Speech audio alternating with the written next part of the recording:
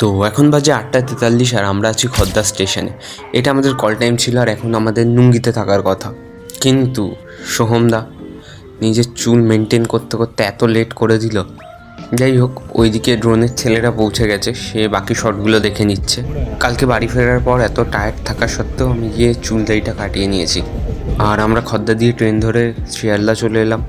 এখন বাজে হচ্ছে ৯টা ৩১। নুঙ্গি পৌঁছে গেলাম।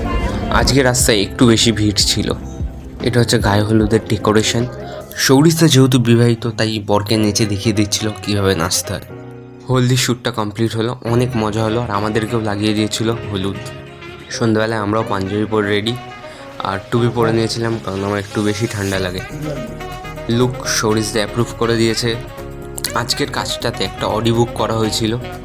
অডি দেখে আমার আলাদা কোনো এক্সপ্রেশন নেই, কারণ আমি তখনও গরিব ফিল করতাম, এখনও গরিবই ফিল করছি। তো ওয়েডিং শ্যুট কমপ্লিট করে আমরা ফিরছি বাড়ি। আর আজকে আমরা সৌরিস্তার বাড়িতে থাকবো। এসে জামা কাপড় যেরকমভাবে একটা খুলে রেখে দিলাম আর শুয়ে পড়লাম, কারণ প্রচণ্ড টায়ার্ড আমরা। তো আজকের জন্য শেষ, গুড নাইট।